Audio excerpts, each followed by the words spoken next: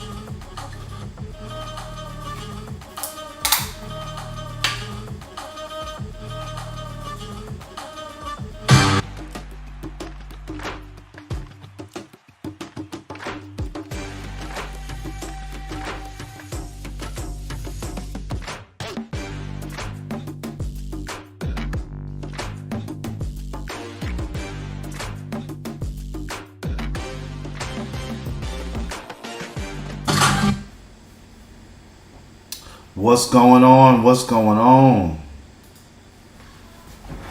Speak on it.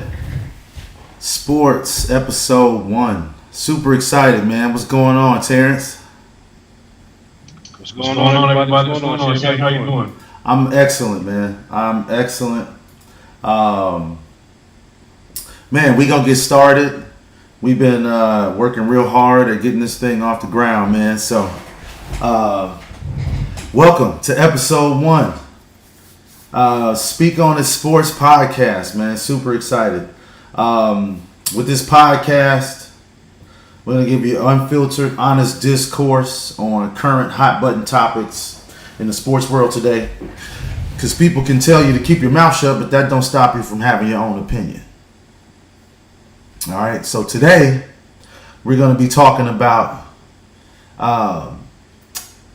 a lot of different things, man. Some interesting topics. We're going to start with the viability of having a personality on ESPN like Malika Andrews. She's been a real hot topic in the news and sports. So we're going to talk about Malika Andrews and ESPN. We're going to follow that up talking about Draymond Green no longer invited to the pool party.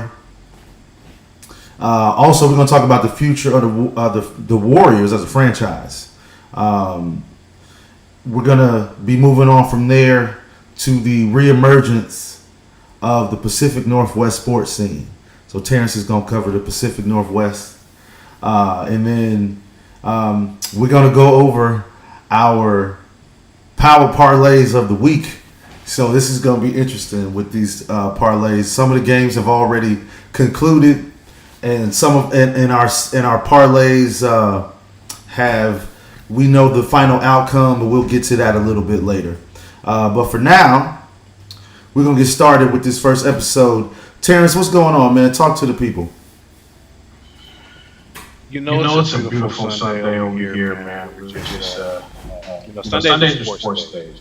These are the days that, we as people, come together as, fans. Sports are it's a community-based thing where it's a defining thing that kind of brings everyone together, regardless of your political affiliations, your backgrounds. Everyone can relate to sports in some form or fashion, and I think this platform is a great opportunity for us as mature black men to give our opinions and honest thoughts and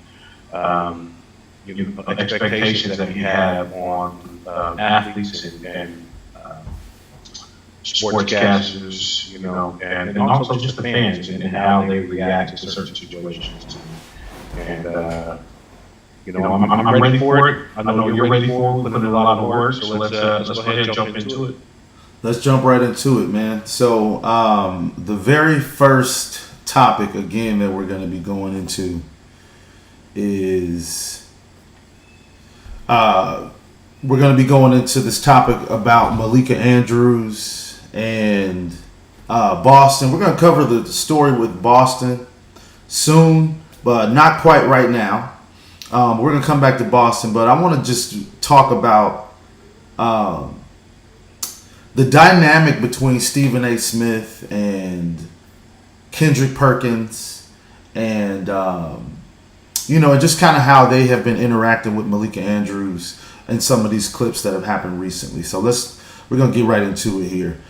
So the question for this segment is there something wrong with this picture, right? It's been real interesting what's going on with Malika Andrews. So I'm going to jump to this clip where Malika Andrews has this interaction with Stephen A. Smith, and then we'll come back and talk about it. Stephen A., with all due respect, this is not about pointing the finger. Stop. What became apparent to me in this press conference is that we do not have all of the information here, and it was frustrating to me that the Celtics declined to elaborate or to give more specifics about what exactly the rule breaking was that led us to this point. So that I just want to get that out of the way first. But to answer your question, Molly, I think what stood out to me, I think what stood out to me is that Brad Stevens, he was upset. That's what stood out to me about what he termed rampant Twitter BS is the word that he used, that women were unfairly dragged into this within the Celtics organization. You could see that Brad Stevens was visibly upset about this. And I also found that to be gross and unnecessary, that folks were bringing in the names and the images of women that is just not a fact, that was purely speculation. And so to me, that is what stood out. But the Celtics as an organization could have done more, and short of doing more ahead of this yesterday, they could have owned that responsibility in this press conference. I understand that there were legal parameters that they had to operate within for everybody involved, and I appreciate the fact that they brought in outside counsel and did a thorough organization, and I think that that is something that was clearly necessary in this situation. But the fact that it was able to go on all day, the fact that we are sitting here debating whether somebody else should have been suspended or not, we are not here, Stephen A., to further blame women. That is not why we are here. First of all, let me be very clear. I don't appreciate where you're going with that. I'm not blaming anybody but Ime Udoka. He deserves, the fact of the matter is, I've said he deserved to be fired if they were going to fire him. If you're not going to fire him, then don't fire him. My issue is all of this being publicized. The point that I'm trying to make is just like you're not mentioning. Excuse me. I listened to you. You're the one telling me to stop on my show. It ain't happening. Okay, that's number one. Number two, I've already said he deserves to be fired, or he deserves to be there and handle it internally and privately. If you're not going to handle it privately, if you're going to publicize it in that fashion, then obviously it provokes everybody wanting to know, okay, well, who are the parties involved? When you have Amina Smith in Boston and other women pointing out the fact that there were women who were wrongly implicated in all of this, it's a disservice to them. I didn't come out with the report about a consensual relationship. I didn't come out with the report ahead of time leaking that they were going to suspend him for the year. They did that. And my point is, considering how pervasive this kind of stuff has existed in professional sports for many years, my whole point is that, excuse me, make sure that you handle it in the same fashion it has always been handled. You could have fired him.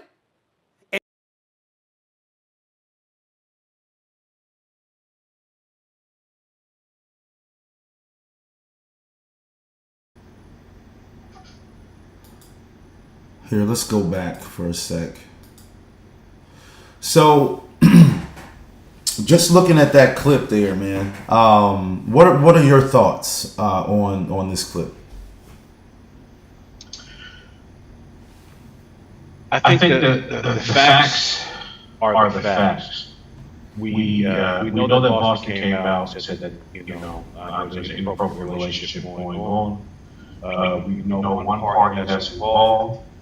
And by them releasing that information followed with suspension, they opened the door to this kind of discourse of attacks on the different female personnel. You got to remember, fans are short for fanatics. So no matter what you do, there's going to be a segment of people that are always want to come for you. They're straight going to come for you.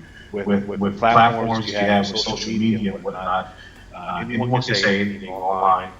But to kind of make it a gender issue, that's the problem that I have with Ms. Andrews. What do you mean by making it a gender issue?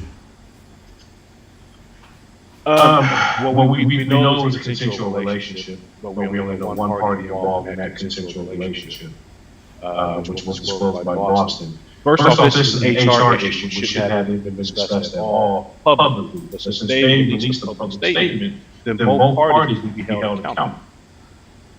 That's just what it is. You got to get past the gender bias and all this. And I know it's a male-dominated industry in sport. However, the number one thing that they said it was a consensual relationship. So they both consented to it. HR knows about the consensual relationship. The third party investigators know about the consensual relationship. So why are you coming for Stephen A. Smith? And I know we'll get on to later with Kendrick. But why are you coming for Stephen A. Smith, knowing the facts that were presented? It's picking and choosing. When you want to attack, and I think she picked the moment she was, she felt that she was empowered to attack, and then there was recourse for what she said. So that's my brief opinion about it. What about you? Well, I think just the interaction itself. What I had an issue with is. Basically, her raising her voice, and it's just kind of shows a level of unprofessionalism.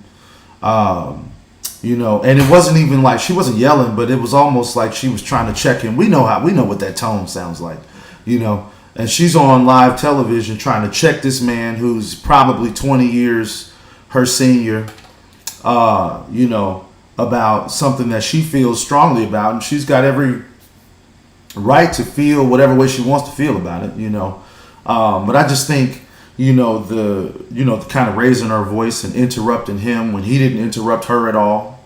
I think, she just took that interaction itself a little bit too far. But that was just with Stephen A. Smith. So let's take a look at this next clip, where she kind of had the same kind of interaction with Kendrick Perkins. Well, one thing, Zach, that you touched on was just this gross focus on identifying unnecessarily women's names that may or may not be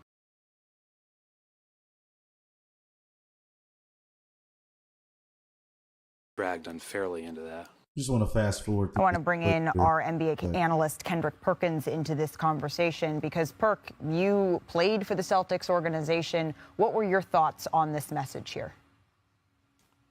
Well, one, to me, I didn't like Brad comments on this, and let me explain why. Not the fact that he was taking up and protecting the women in the organization, but he said about the speculations and the Twitter BS and things to that nature, and how unfair it was to the women in the organization that is not involved with this particular situation. And I get that, right?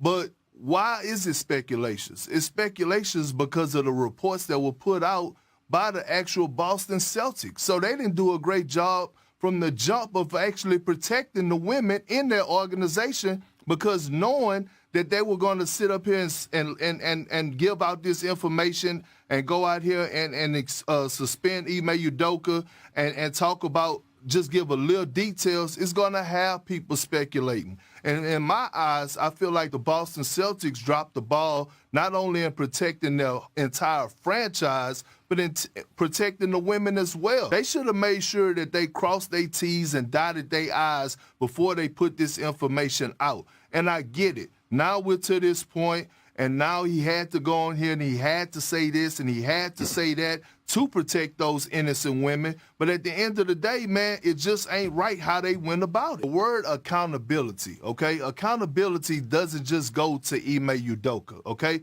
Accountability goes to the other people that played a part in that as well. Let me tell you another thing I didn't like about my good friend Wick Grossbeck and Brad Stevens in this press conference when they asked, is anybody else going to be punished? And they said no. And my whole thing is this, right? These are some of the facts that have been out. These are some facts that I know that, this relationship, one of these relationships that was had with Ime Udoka and one of these women, it was consensual, meaning that this woman actually played a part in it too. So my thing is, yes, Ime Udoka was wrong. We get that. His punishment, he deserved that, and whatever else follows, I hate it for him, but he put himself in this position. But why are the other people getting left off the hook? Well, that's the Kendrick, problem that I have right now. Everybody got to be held accountable.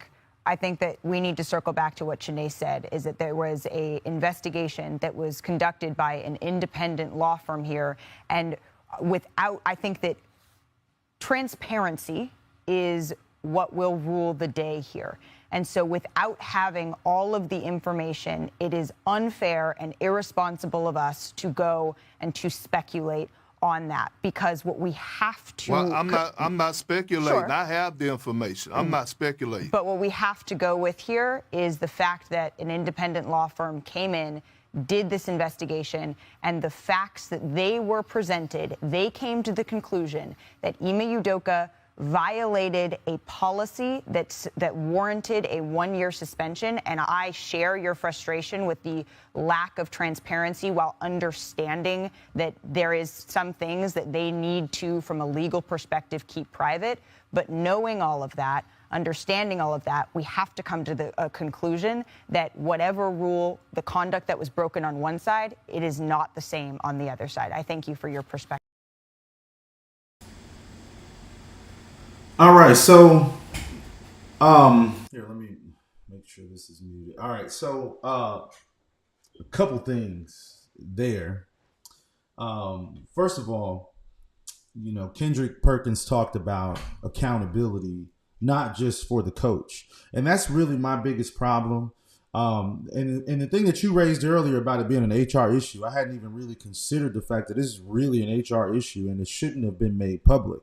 But it seems like personal feelings, in this situation is the reason why this stuff kind of came out, depending on who, the coach was sleeping with, seemed to be the driving force for putting this information out. However, it was really just to make the coach look bad. Now, he already looks bad for what he did. He's responsible for his actions. However, he should definitely not be the only one that has to be accountable for his actions.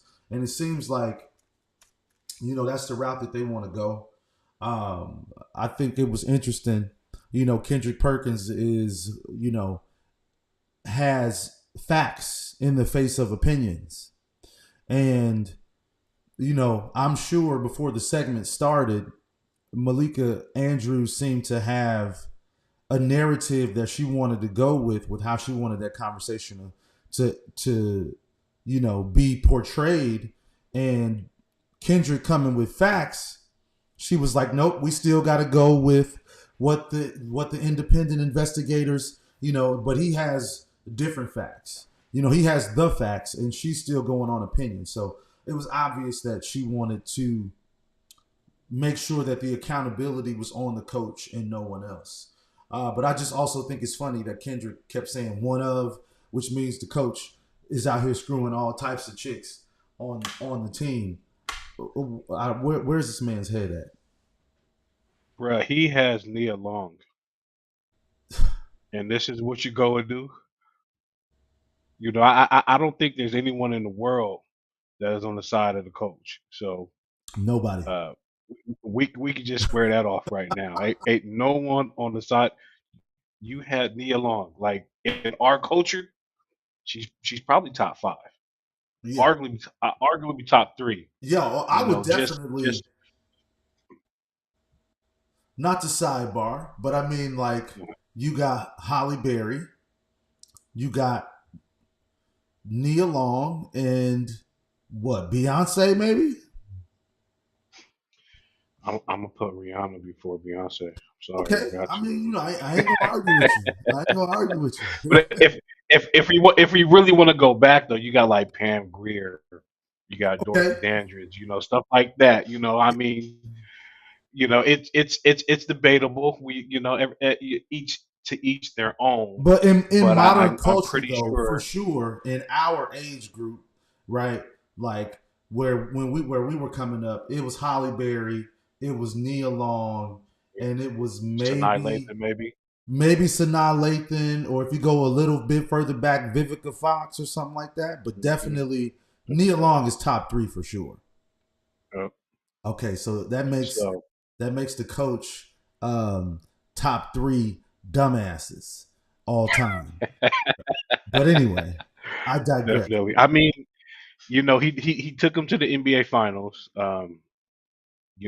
Something that Brad Stevens couldn't do.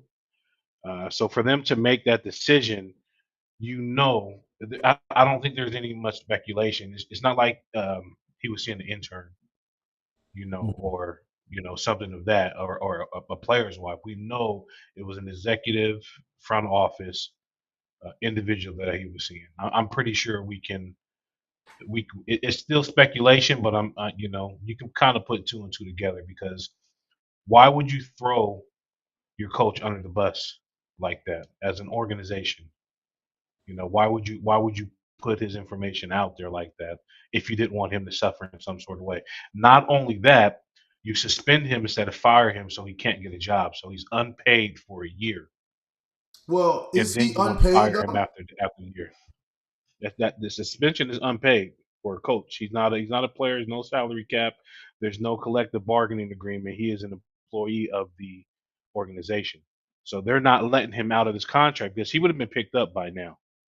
If you tell me he's free to sign wherever he wants, he would have been gone. Right. That job in Orlando with that young talent, he could have did something with. But just kind of getting back to Malika, not and I hate to do this because she is a Bay Area native, but um, she has a history of this, and we can go back even further with some of the other incidents, um, of her combative nature. And you know, it's 2022. We live in a world to where we should be able to call out a person, whether it's a male, female, or however you identify, call you out when we see these kind of incidents happen. Mm-hmm. One, it brings awareness to you, but also bring awareness to your platform that you were seeing things one sided or one way, or you're looking to just prove a point rather than have dialect, with your colleagues and the people in the industry that you work with. So, she has history of this, and I think we have a little bit more um, that we can talk about. Dating back to the playoffs with Giannis, and who doesn't like Giannis? Who doesn't get along with Giannis? So Right. for him to do what for him to do what he did to you, and then just for her to another thing that we could talk about is when she had Richard Jefferson. Like, how do you get Richard Jefferson angry? Like, Yeah. he's like the nicest guy in the NBA, and he's trying to tell you from experience, yet you don't want to take, you know, uh, what he's saying as legit, even though he's literally describing, hey, I've been doing this since I was 13 years old. Right. I know what this is, Yeah. Yeah. So Well, let's take a look at that this. combative nature. Let's take a look at this Go ahead. clip of her with Giannis. This was back in, I believe, 2018. Eric named The Athletic. Giannis, I'm curious, when you look at Kawhi on the other side, he's a guy that's gone through it. He's gone through some losses. He lost before. The same win, and it was a tough guy to guard for our team. Malika Andrews, ESPN. For both of you guys, I'm curious. You guys have talked a lot about how at this point, sometimes it takes experience. I'm wondering if now that you have some of that experience, if you see more validity to that point, or what you think about that now that you've gone through it.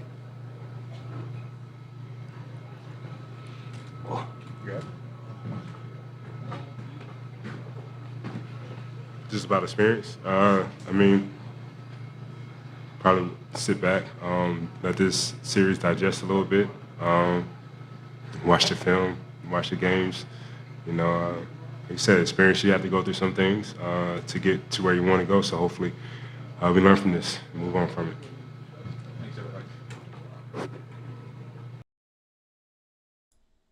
So let's just talk about this real quick. So Malika Andrews tweeted, with the Bucks season ending abruptly, 2 wins shy of the NBA Finals, a source close to Giannis Antetokounmpo tells ESPN that a finals run in 2020 could tip the scales for Giannis to sign with Milwaukee long term. So obviously this wasn't true, according to Giannis. I don't think this was true. And it's going to show this next clip here in a sec. So moments after the game, Malika Andrews went live with an article calling into question Giannis's long-term commitment to Milwaukee, saying they would need to reach the finals in 2020 for him to re-sign. When she asked him a question at the presser, he promptly walked out. So, my opinion on this, I don't really think that she did anything wrong in this instance. I do understand Giannis's frustration, though, right? Basically, she put out a tweet immediately after they lost. Now, we're talking about the Bucks versus the Raptors, where the Raptors won the chip that year. And the Bucks were up 2-0 at home. And the Raptors ran off 4 straight. They built a wall. And, I'm sure this happens in every sport. As you get close to the end of a playoff series, they're creating the narratives for the team that wins and narratives for the team that loses. And in this instance, I think that she just had her narrative prepared. So immediately after the loss, whatever it is that she tweeted, Giannis kind of took exception to it because, first of all, they had just been eliminated, so I'm sure it's an emotional time for him, and then, you have somebody questioning your loyalty. Giannis seems like a pretty loyal guy.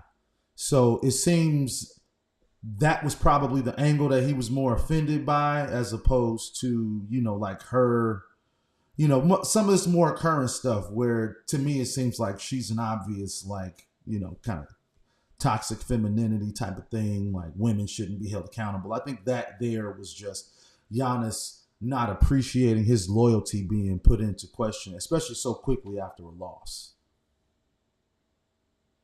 Right. I would agree with the feelings and the sentiment in regards to his reaction. And it was merited. However, she is a journalist. She's a good journalist, so I don't want to discredit anything that she's done or has accomplished. Within that industry, it's kind of if you're not first, you're last. So you got to put it out there. And there was some validity to what she said. Within that article. And I'm sure he had those discussions with his people, on if he wants to remain in Milwaukee. I mean, it's Milwaukee. Let's just be honest. And he wasn't the only one, Yeah. talking about Yeah. whether or not he was going to stay in Milwaukee or not. Everybody was talking about whether or not he was going to leave. It's pretty much any time a superstar player's contract is up, those conversations are going to be had. So, he was just kind Especially of if you're in the smaller market. I think he was just in his feelings in this instance. But with that clip that we watched with Stephen A, I don't think Stephen A was in his feelings, and I don't think that I don't think that she handled the conversation with Kendrick Perkins as professionally as she could have. If there's an update like that live, that information is going to be taken into consideration. But because there was an agenda prior to that segment even starting, it didn't matter what Kendrick said. They were going to get out of there making sure the very last thing that people heard was, it's all on the coach and we don't need to know who the women are. Yeah, it's unfortunate, she's kind of put in the mix of this, but she did take the reins, and it's kind of being the catalyst for this segment of the issue with Udoka. So we'll see how it continues to plays out. I'm sure more truth will finally be made available at some point in time. Let's see what Boston does. With his contract moving forward. But again, this is our platform. We're just going to call it how we see it. Malika, you're right in certain instances, but this time, I think you're wrong. Words matter. So, as a host of that show, I definitely hope that, this is a learning experience for her. I know she's, it's a new show. Personally, I missed the jump, as we talked about before. Yeah. It's just a little bit more of that NBA content, NBA banter, Rachel Nichols and, just how she had I think she had a little better rapport with the players. Hopefully Malika can build that, build her reputation, and that show progresses. Definitely want to see the Bay Area win. But she's young, she got a lot of learning to do, and hopefully this is a great lesson learned for her on how to, have better discourse with your panelists and, your coworkers and peers. I agree. I think I'm pretty sure that she has heard that she comes off as a toxic feminist. At this point, I'm sure she's heard it. We'll see if it, if something like this comes up again where she has an opportunity, to hold all parties accountable in whatever the situation is. And, we'll see how that goes. But we're going to move on, man, to this next topic, the next hot thing, man. I'm super excited. Let me just say before we get into this next topic how excited I am about this upcoming NBA season. I've been a hoop fan since I was like 12, okay? And, man, I love when the NBA season is on the way. I love this new media thing so much that I wanted to jump into it, right? It's a lot of interesting stories going on in the NBA today. Like I said, we're going to cover Draymond Green no longer being invited to the pool party. So let's shift gears here, and then we're gonna talk a little bit about what happened here at the Golden State Warriors practice. Terrence, come on, man. What? The punch heard around the world. Man, listen. We saw him hit his teammate with some force. I'm telling you, he was not expecting that, and what can you do in that situation? Like you gotta show up. You can protect yourself at all times. Yeah, it's like, but now, like how do you mend, what's broken? Because you put hands on me, I wasn't expecting it. We've been teammates for years. We've been in the trenches and battles together, and you feel that it's okay.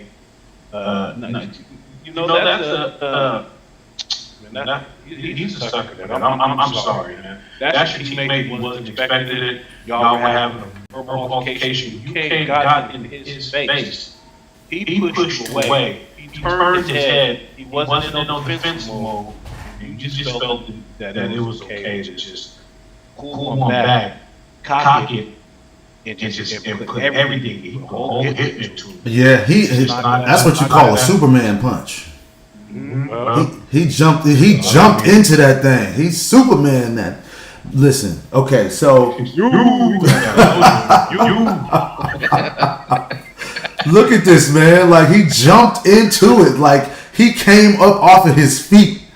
Both feet. Okay? Like, look at this. Slow-mo. He comes up off of both feet. And then catches him before he even hit the ground. Like, I think he knew immediately that he had messed up. I think he knew immediately that he messed up, man. But, so I've heard some interesting things about this particular story. I also watched the interview that Draymond Green did, 40 minutes. Steph Curry came out and talked about it. Steve Kerr came out and talked about it. The team seems to be very upset about what's going on. So the question is, we got two questions here for this segment. Have the Warriors done enough? Right, so let's talk about that first. The update is, according to Draymond Green, he's going to take a couple of days away from the team. Steve Kerr, monetarily being taken away. I haven't either. I haven't heard about any fines or any suspensions. It seems like it's just this loose kind of stay away from the team for a few days kind of thing. And even when Steve Kerr did his interview, he kind of alluded to it was a mutual decision. So not that the team told him to stay away for this many days. They're like, he said he was going to stay away. We think he should stay away too. And that's just kind of where things are. You know, it was a big story prior to the video coming out. It was a big story. But now that the video has come out, do you think that they're going to take more severe action? Honestly, I don't. There's not much, they say Steph is the face of the team, but Dre's the leader of the team. He's that loose cannon leader of the team. And they empower him to be that, to be the mouthpiece, to be the quote-unquote enforcer.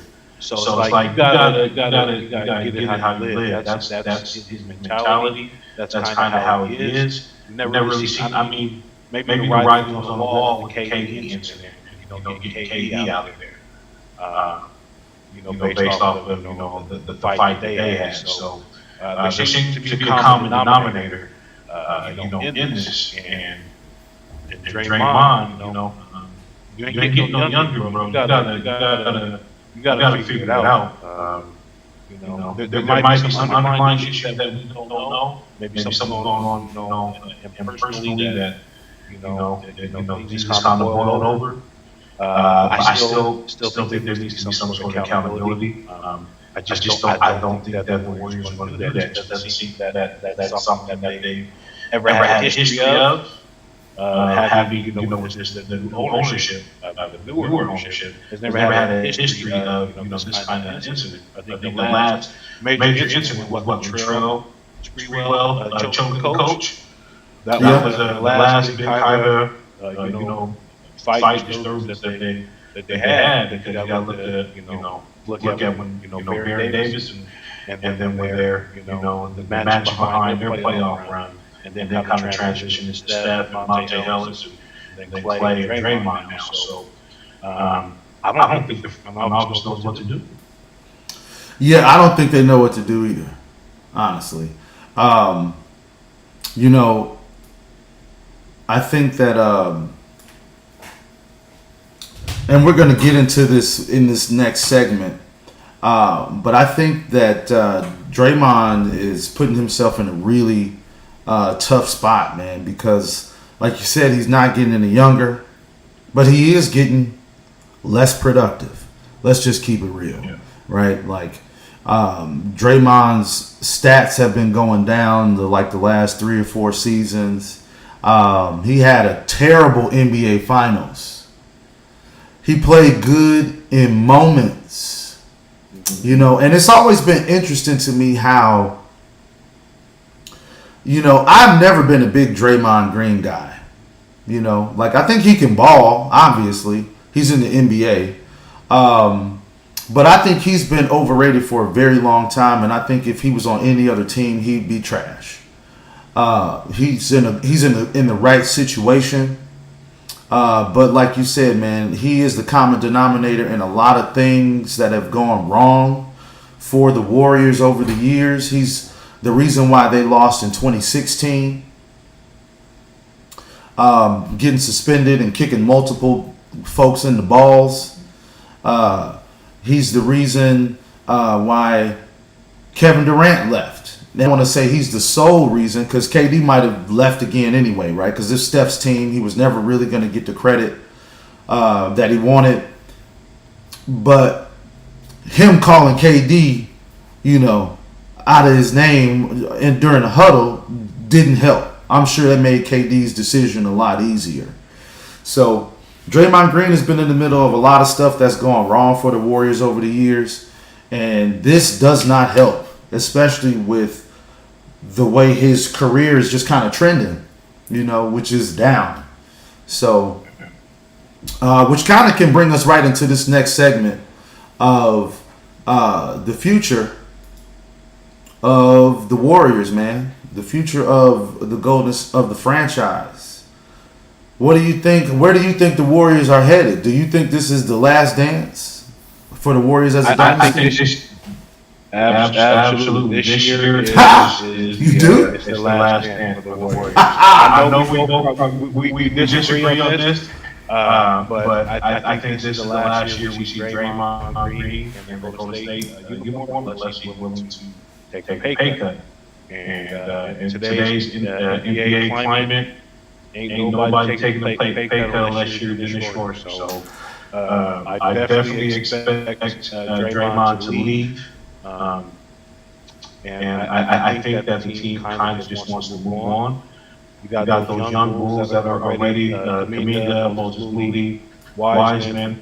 I think they're ready to take the next step. We'll see that this year as long as they're healthy and they play as they're supposed to as role players. You got a healthy Clay.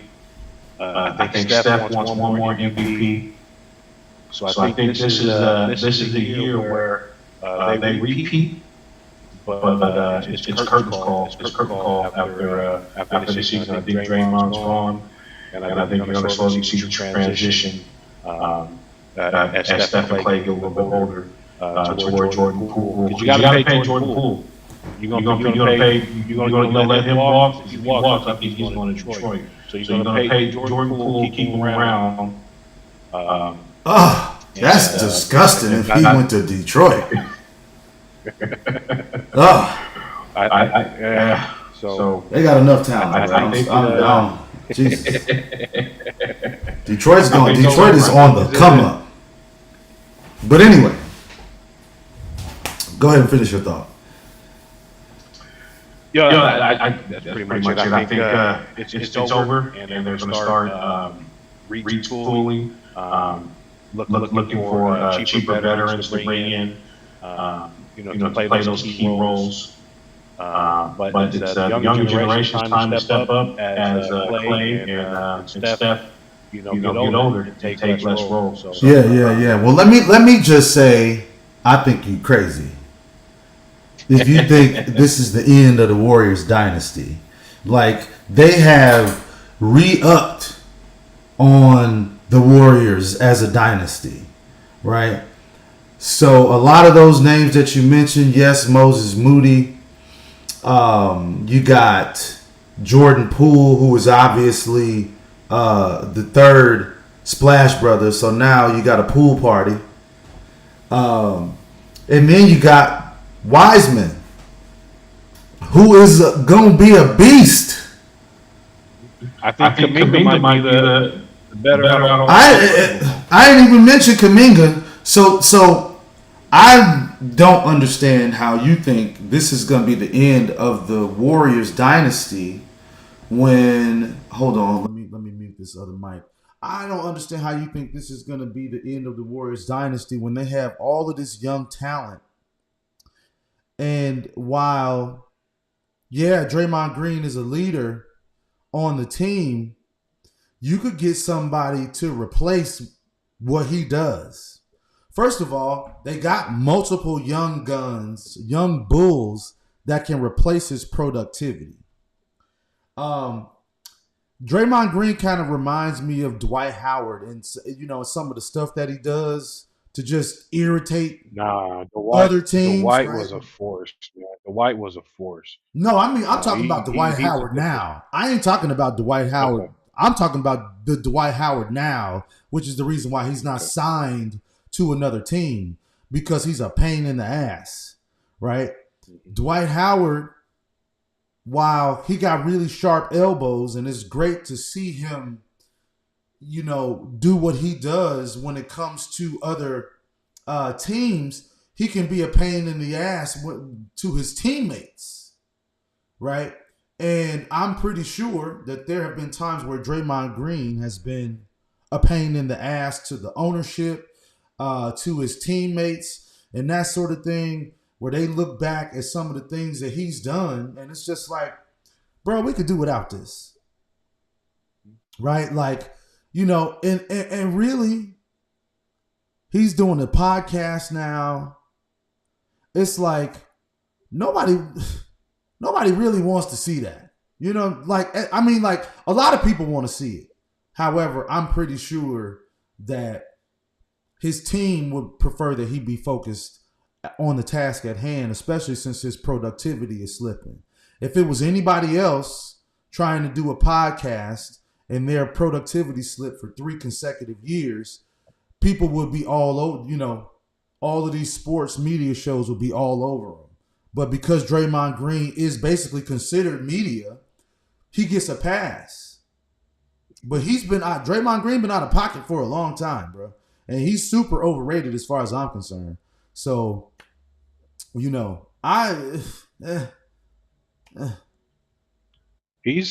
probably the only player that I know that has gotten progressively worse at shooting the longer he's been in the league. I don't think I've ever seen that before.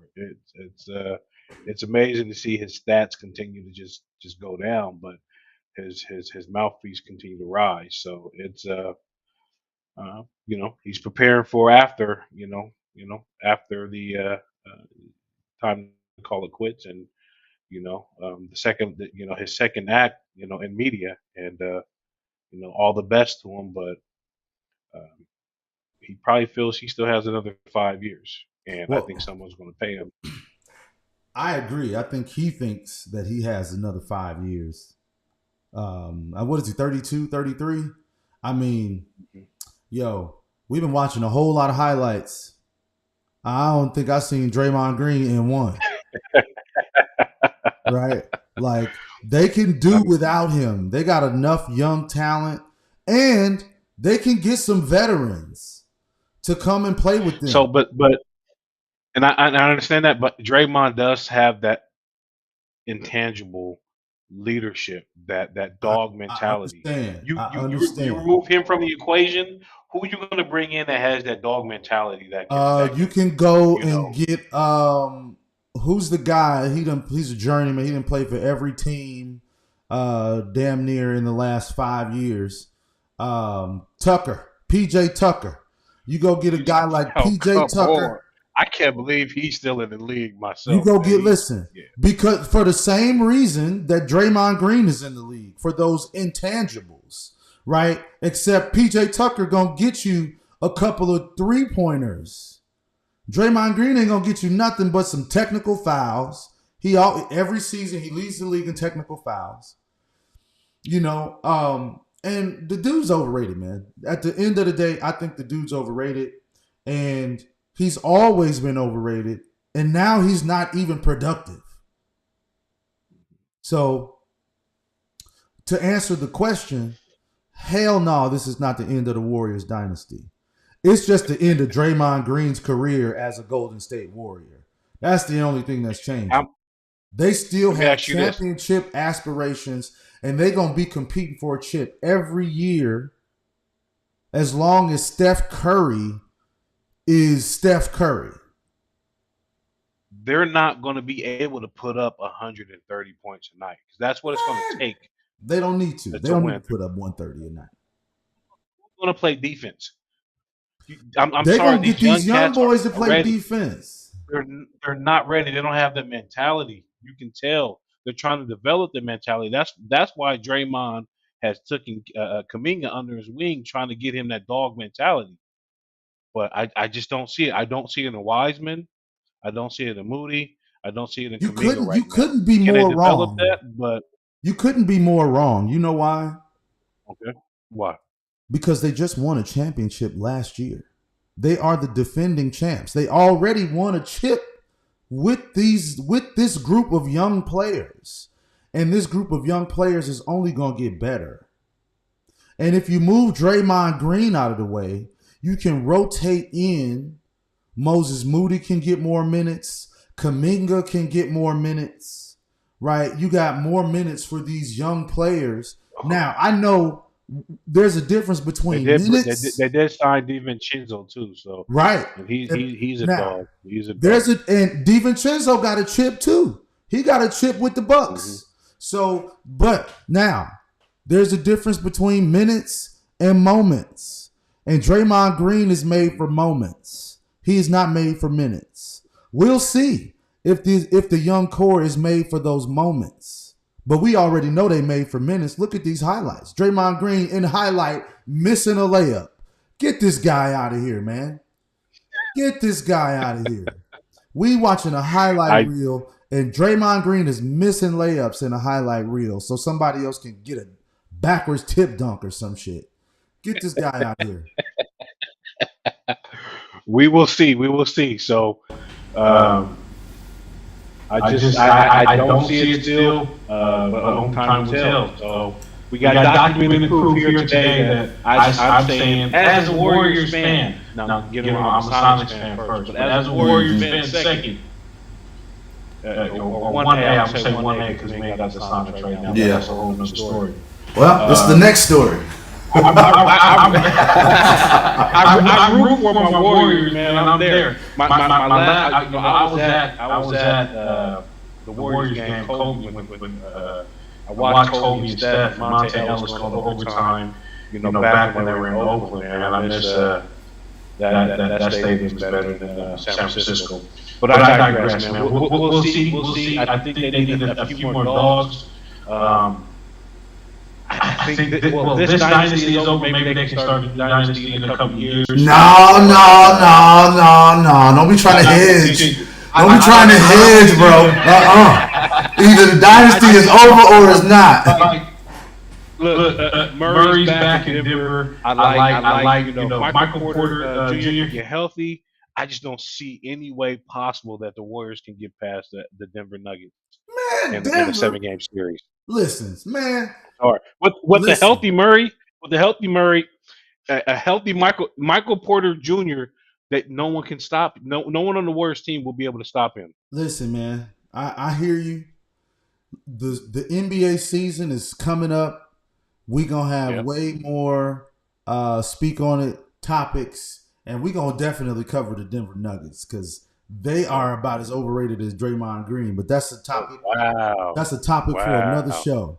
That's a topic for another show. We're gonna move on to the next topic, man. We're gonna cover your neck of the woods out there in the Pacific Northwest. Yes, sir. So talk to the people, Terrence. Listen, what's going on out there in the Pacific Northwest? Well, if you haven't been paying attention, we finally ended that 21-year drought.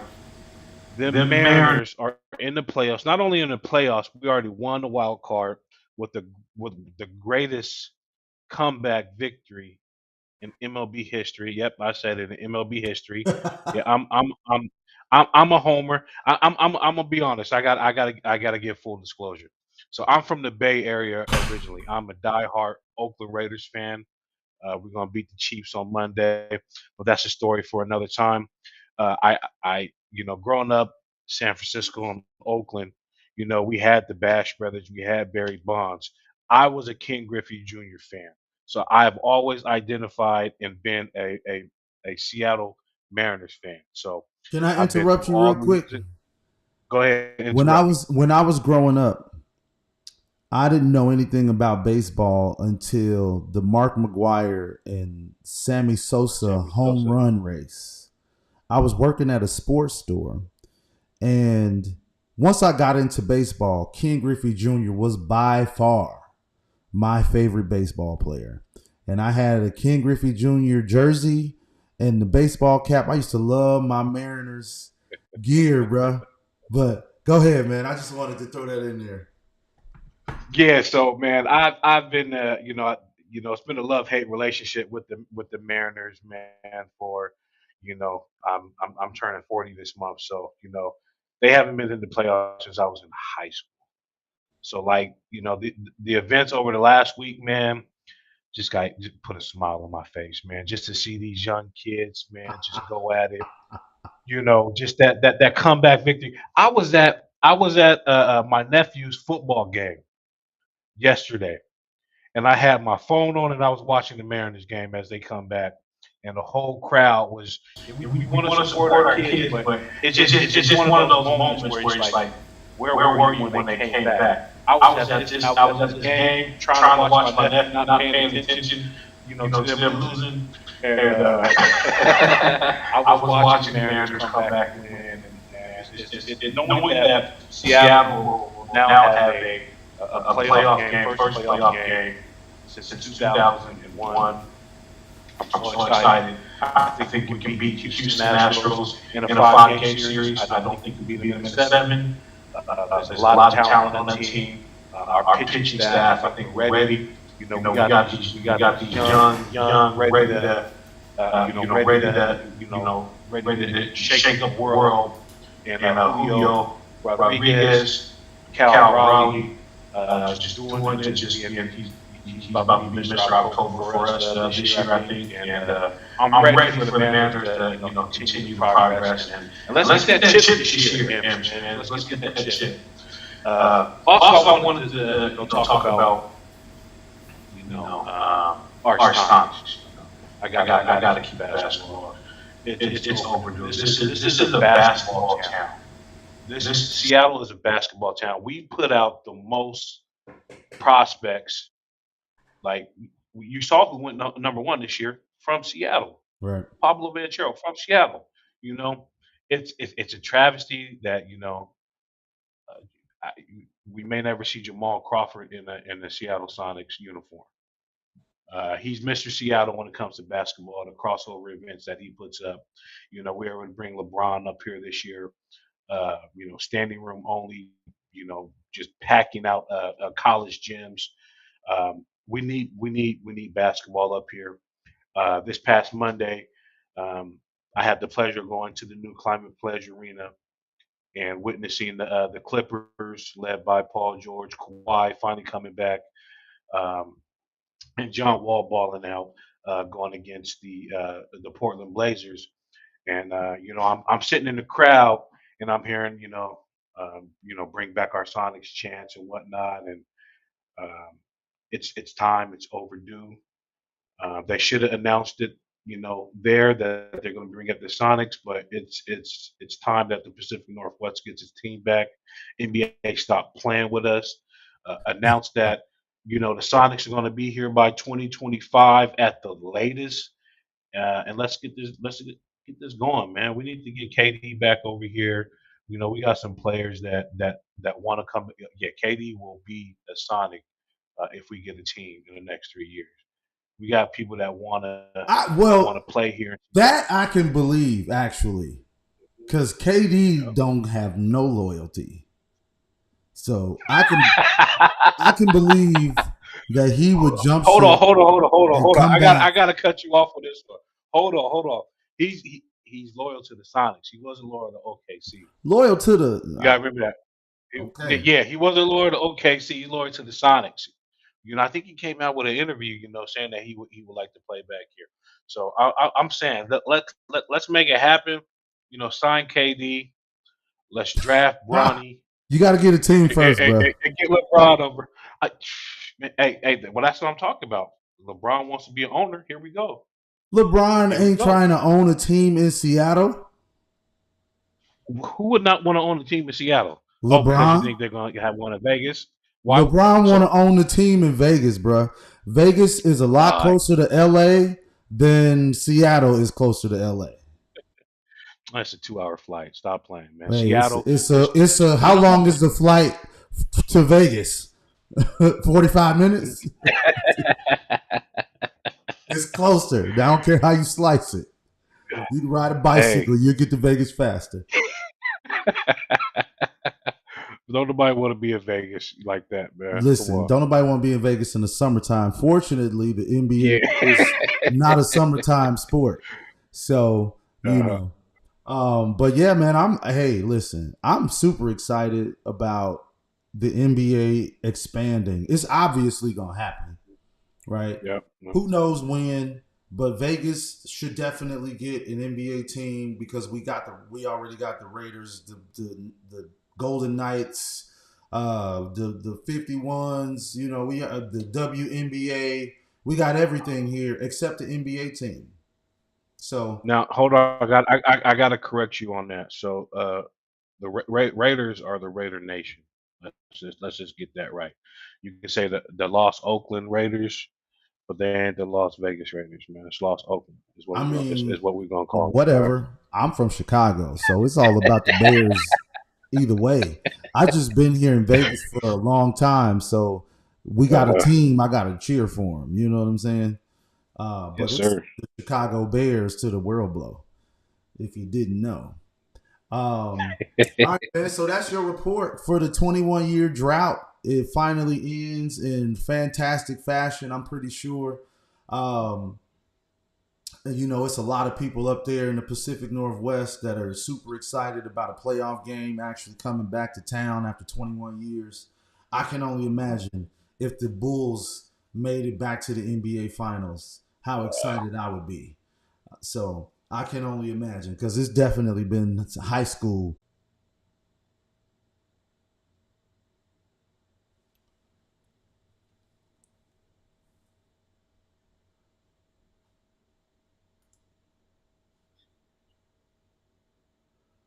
Are we back?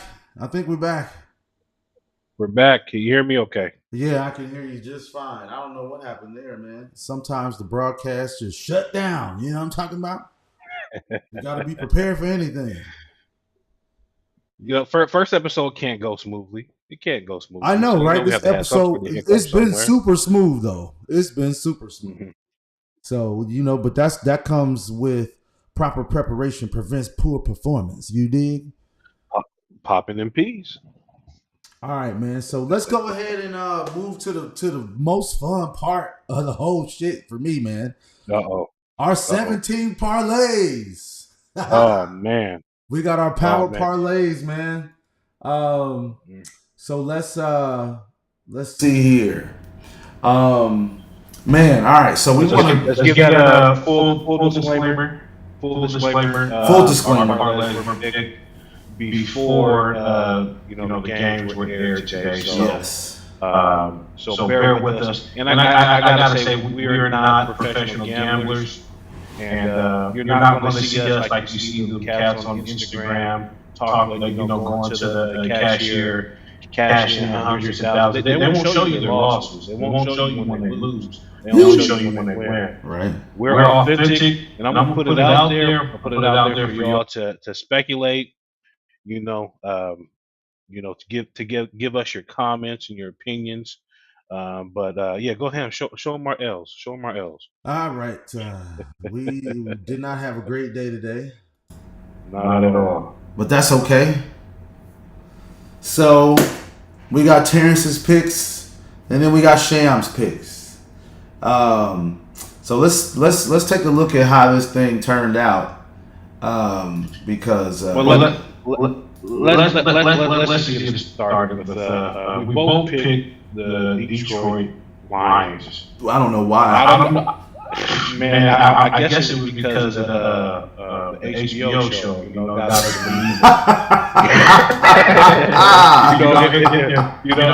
the Hard Knocks. Yeah, bro. No. Somehow, we look past the Swift injury, look past St. Brown injury, and it showed in today's game. And the Browns, they got their punch, man. They got their hand into them today.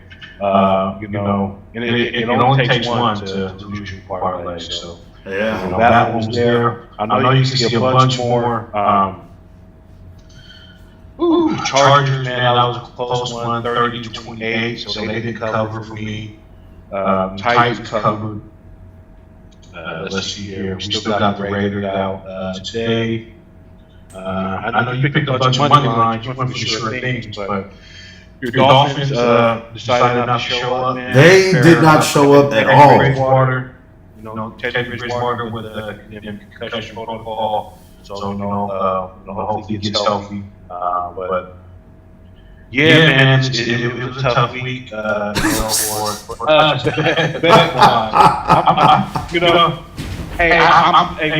ain't spending thousands on our parlays. Definitely not. We might win a couple games, but we ain't spending thousands. So it's a loss that I'm okay with having. Bruh, 29-0.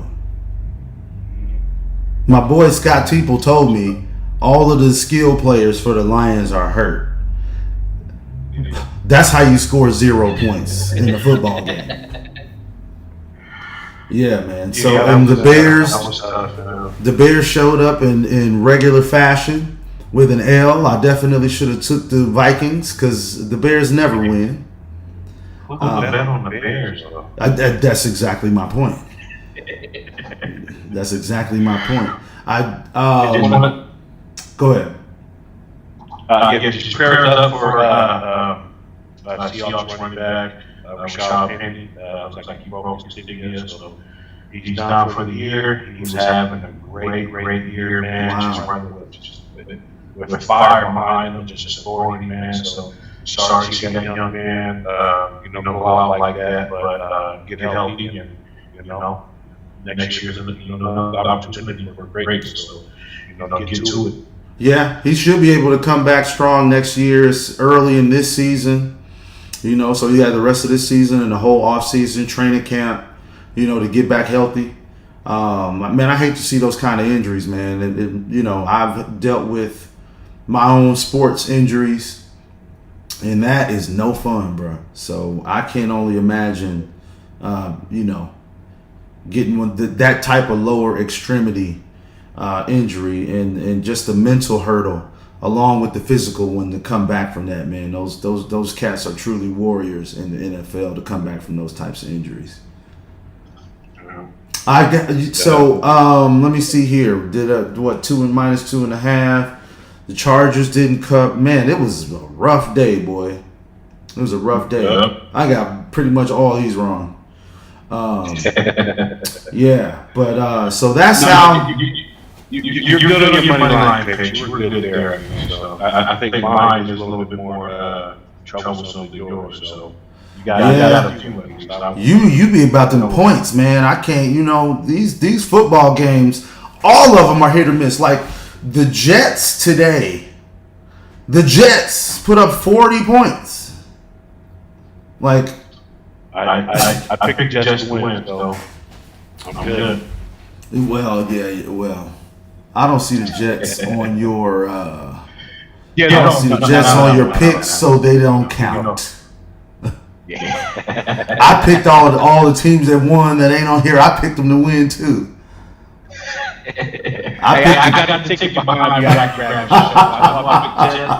But I also picked the Packers on that ticket, so it's not void because the Packers, they couldn't get it done over the pond there in London, so that hurt watching them lose. Man, is it gonna be one of those years for the Packers, man? Are they gonna just not have a great year? They got back-to-back MVP Aaron Rodgers, but it seems like this year is gonna be tough for the Pack.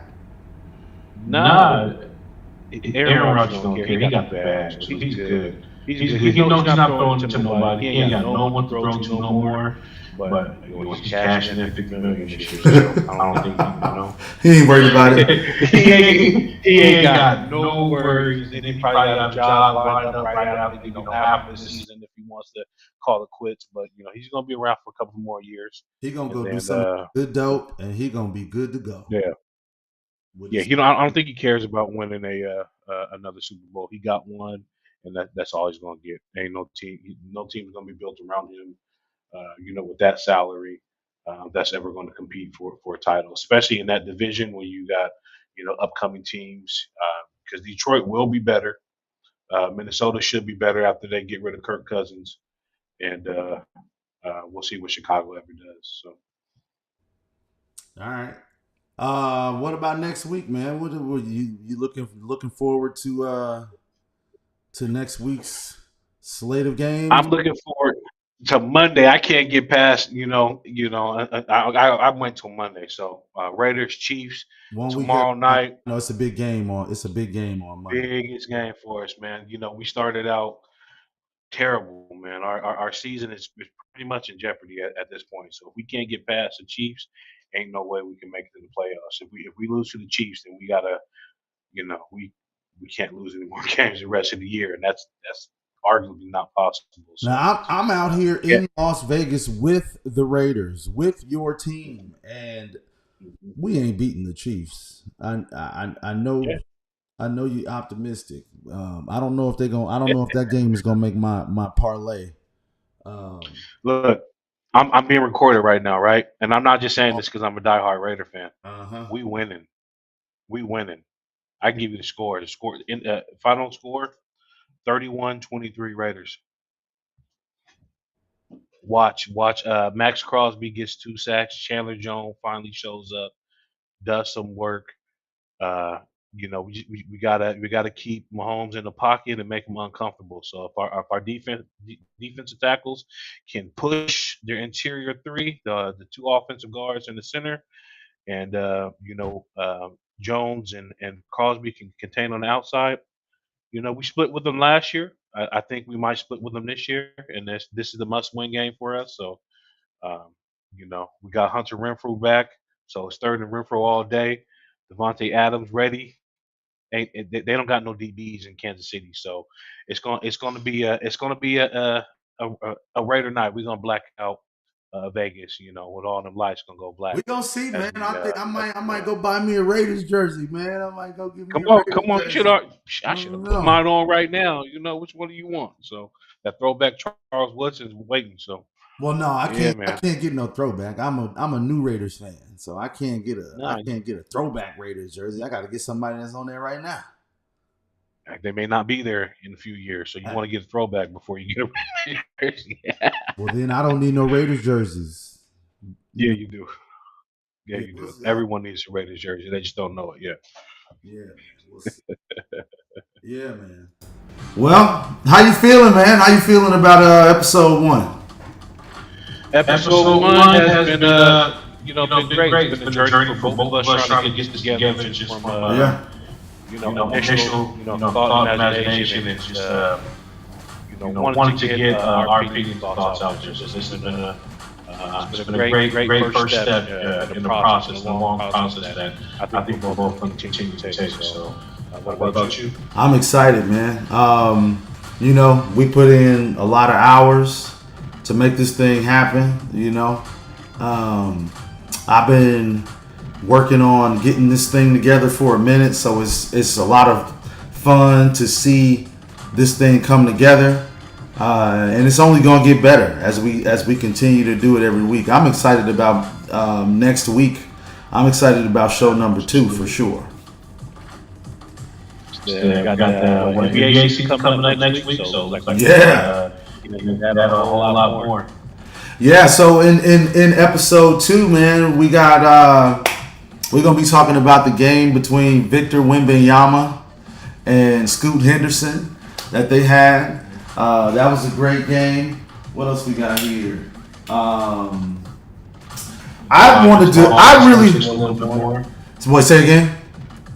Besides the Boston Celtics a little Yeah, bit definitely. I want to touch on the Boston Celtics a little bit more. I know today we wanted to cover the Malika Andrews angle, but I do want to talk about them because they made it to the finals last year, and I definitely want to cover more of these NBA prospects coming up, and LeBron and Kareem. I want to talk. Yes. I want to talk about that because that was it wasn't an interaction between LeBron and Kareem, but I definitely want to cover that topic there. So we'll cover that next week. All right, man. All right. So yeah, we got a few topics you want that we'll get into. In closing, I want to thank everyone for listening. If you did enjoy our episode, if you'd like to help support our podcast, please share it, post about it on social media, leave ratings and reviews. You can follow me and Cham on Instagram and Twitter. You'll see our tags in the closing, so definitely support us. We'll support you. In closing, there's something I want to say. The key is not spending time, but investing time. I want to thank you all again for investing your time with us today, and we'll see you for episode 2. Catch you in the next one.